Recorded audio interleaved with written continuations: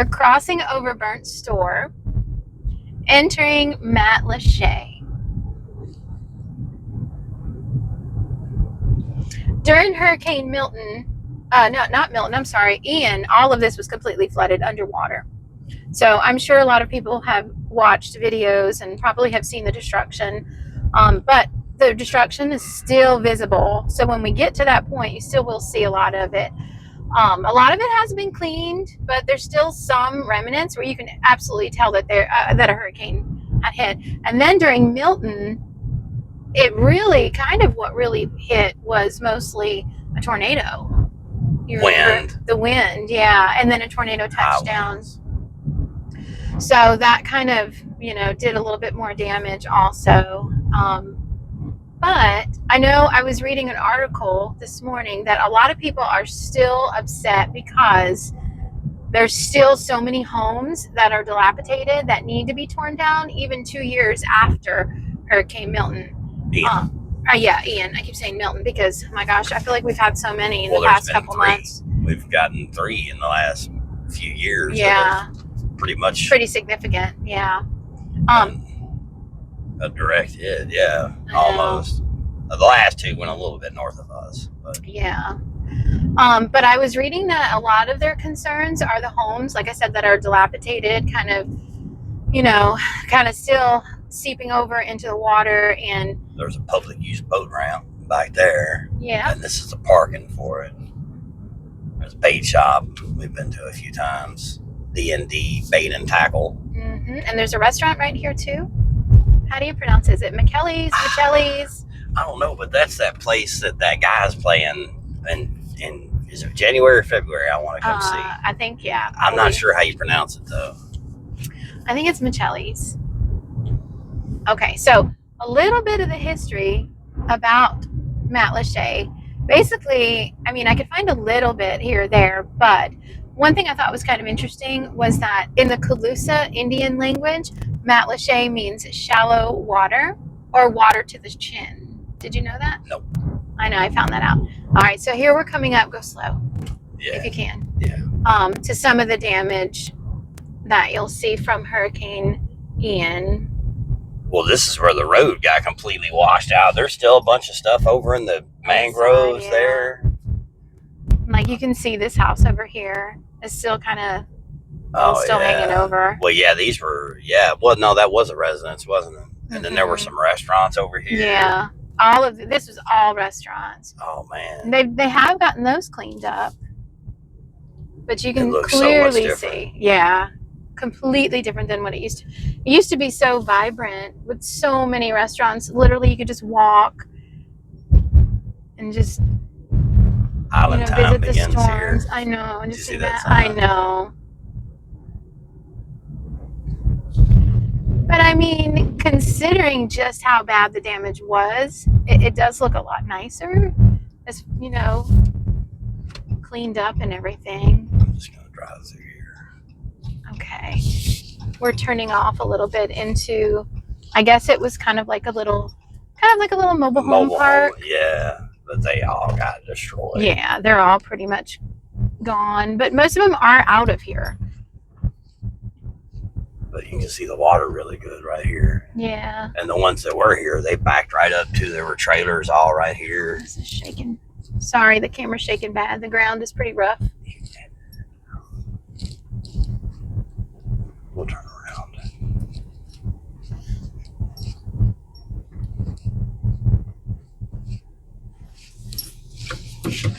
It looks like there's a few for sale signs back there.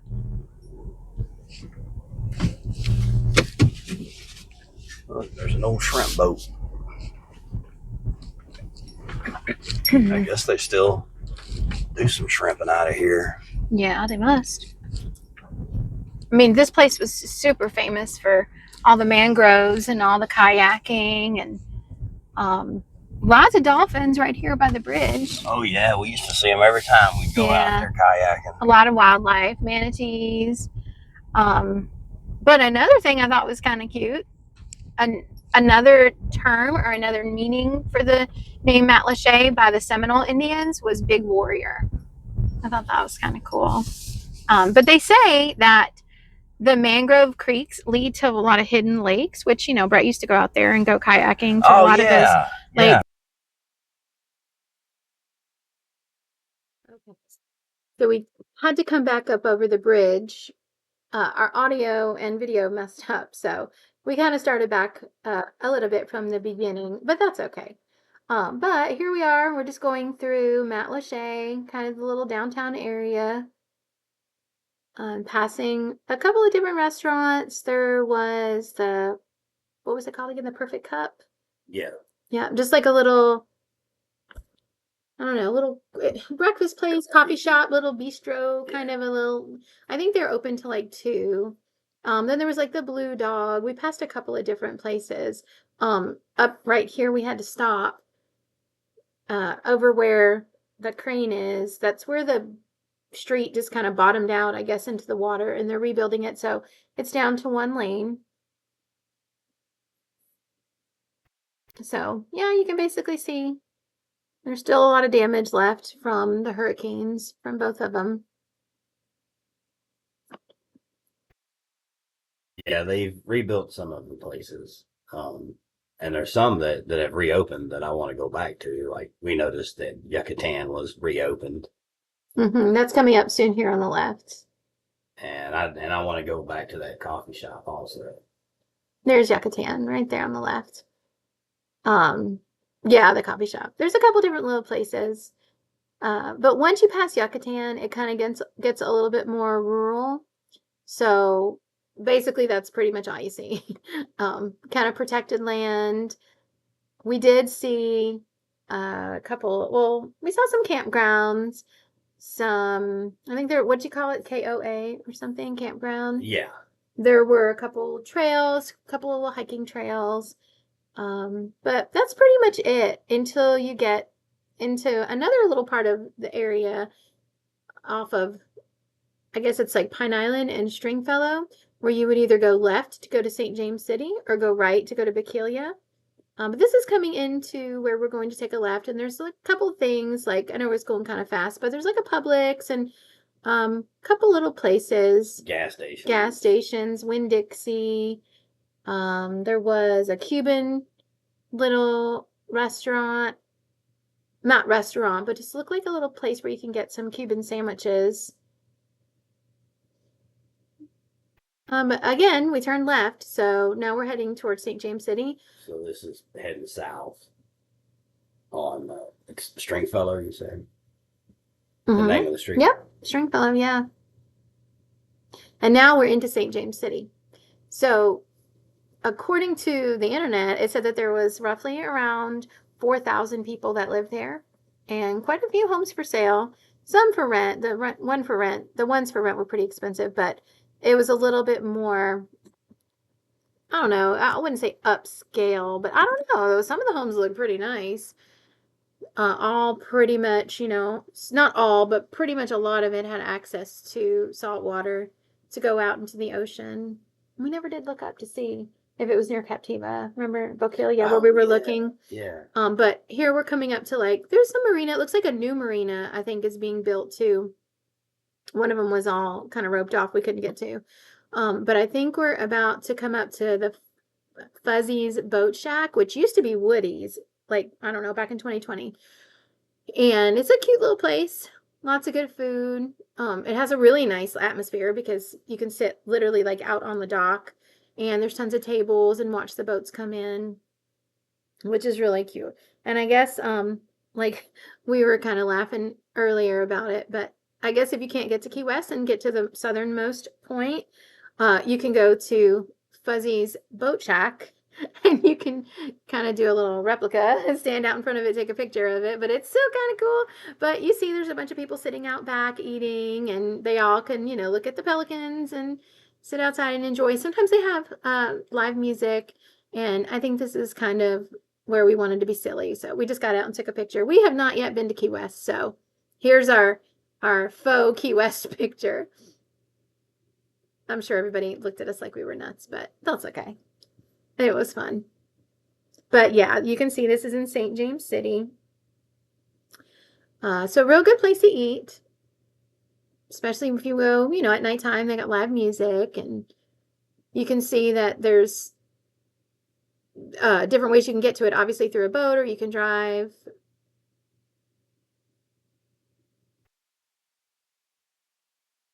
But it is really a nice place. Yeah, they've extended a lot of that parking since the Yeah. last time we were there, but a lot of that's all been rebuilt since the hurricanes have passed through. So it's changed a little over the last few years. Yeah.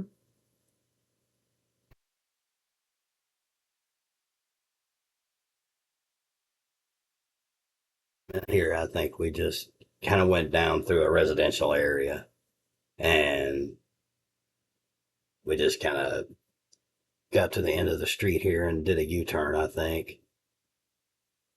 Yeah, these homes were nice. There were quite a few for sale. I did notice that.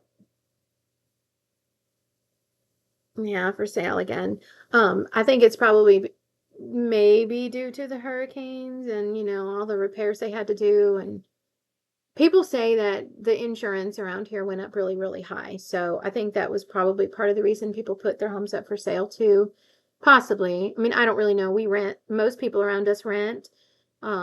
Seems to kind of be the thing in Florida, just to come here, rent, and I guess maybe until you figure out where you want to live. I don't know. I just think the insurance is too high. I'm not going to pay it. So I'd rather just rent. And we've been in our place for 6 years. So a lot of big, corporations own the management companies have tons of houses for rent. So kind of seems to be the way to go for most people. But yeah, we came to a dead end and we just turned around. But as you can see, there's a lot of nice homes.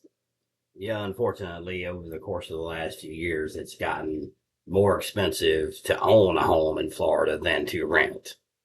Yeah. And that will probably flip again eventually, but for now, it's more cost effective to rent a home Oh yeah. in at least in Southwest Florida than to purchase one if you haven't already.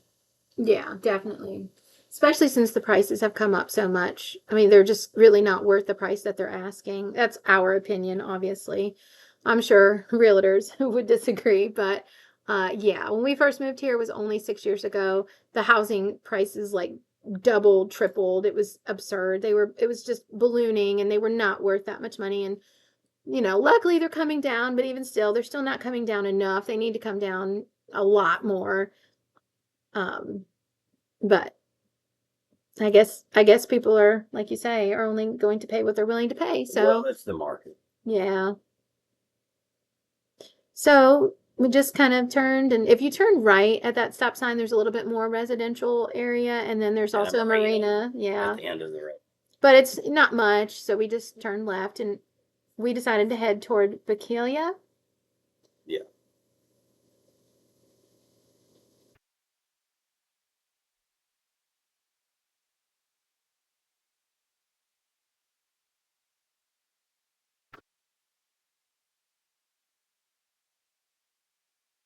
So here we're just going up Stringfellow, and we Mhm. just skipped We a lot just of kind that of, because we were just backtracking yeah, and it's mostly. again like it's mostly just, it takes, I don't know, maybe it takes 15 minutes. It's not a long drive, but it's just woods, not really much to look at. It's very beautiful, but not a whole lot to film.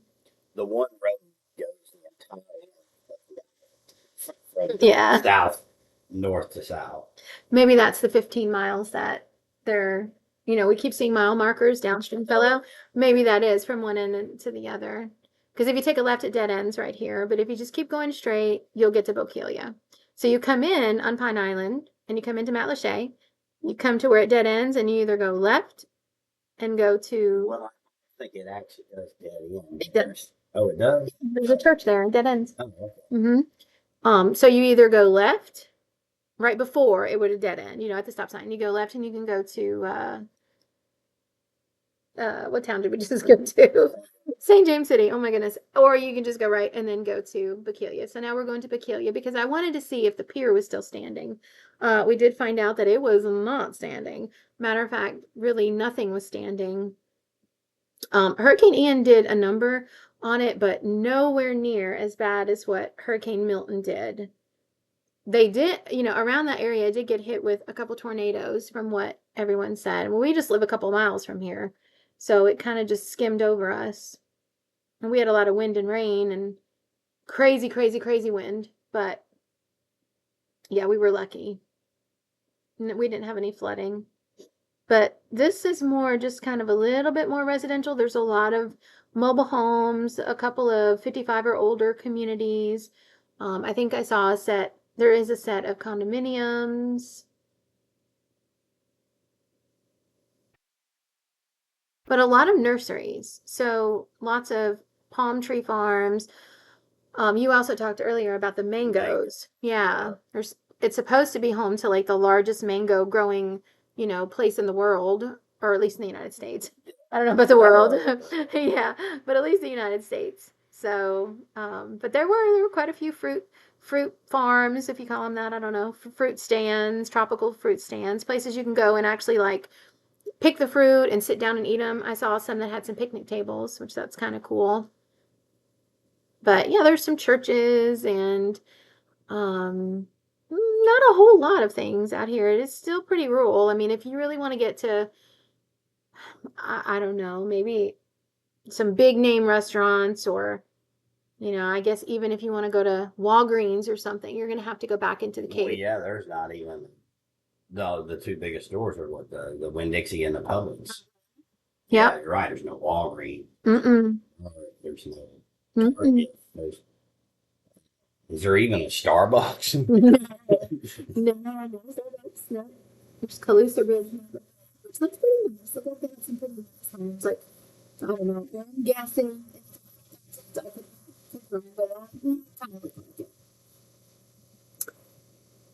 But yeah, I would say this is pretty rural.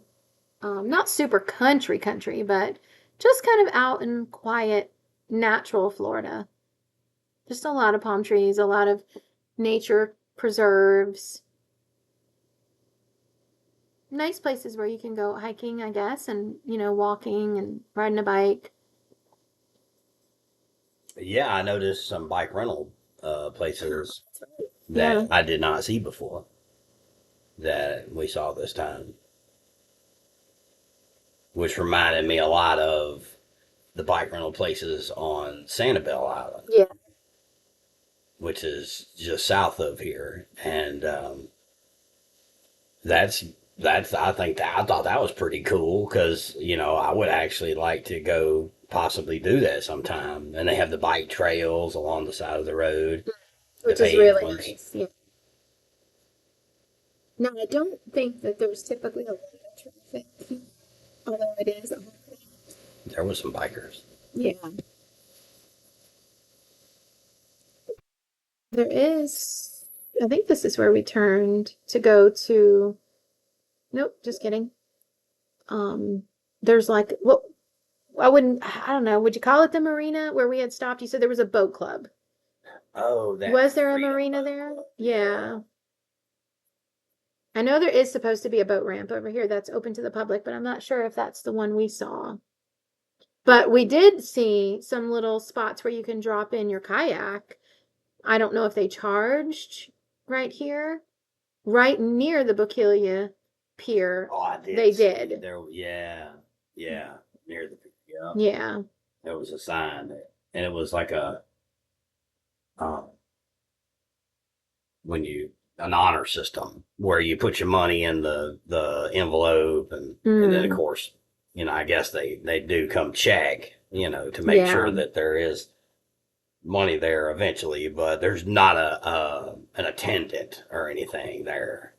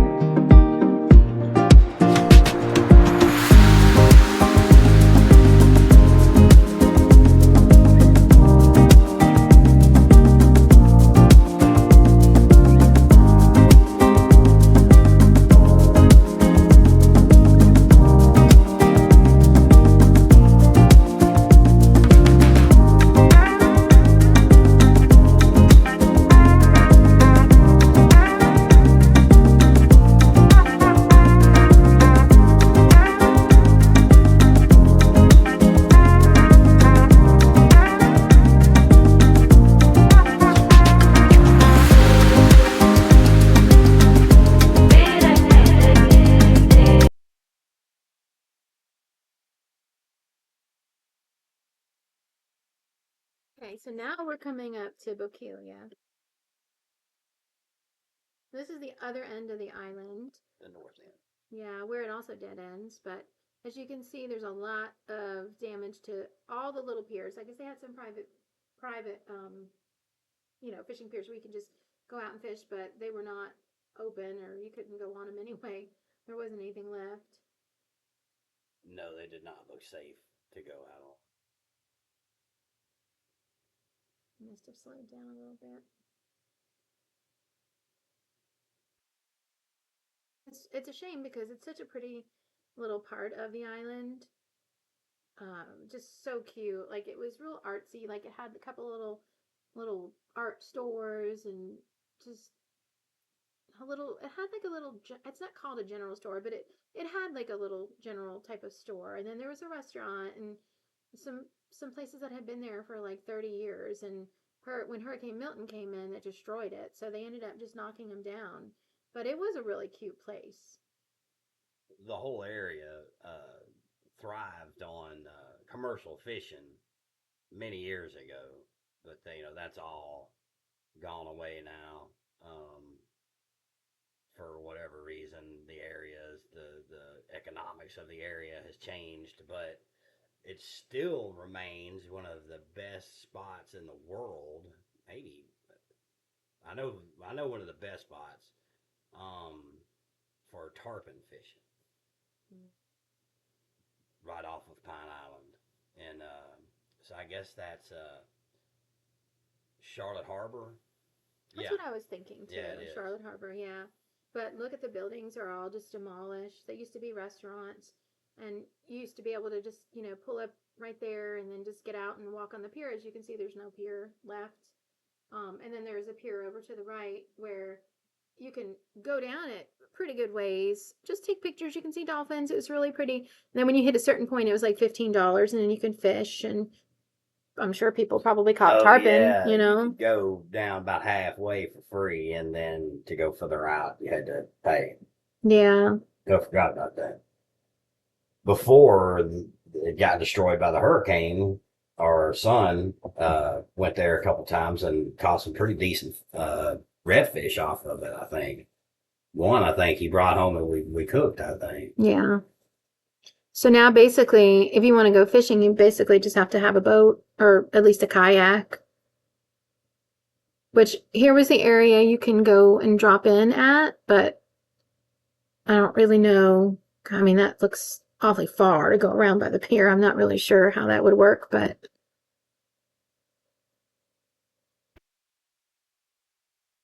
Yeah, I don't think it would take that long to get yeah, to from go there. around. Yeah, no, it's yeah. I don't think it would take that long.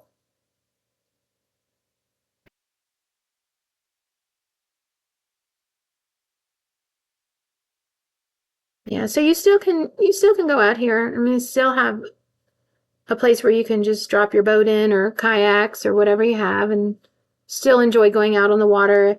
It's just not as nice as it was before. I mean, hopefully in the next, I don't know, 5 years or so, maybe they'll rebuild. Maybe, I don't know, maybe someone else will purchase the land and build something else.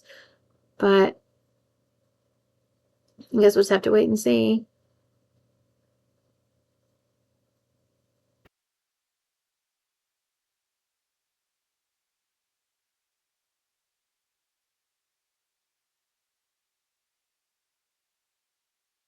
I'm not sure what they do in that building there still, if it's still occupied or if it's vacant. Yeah, I don't know. I was wondering that too.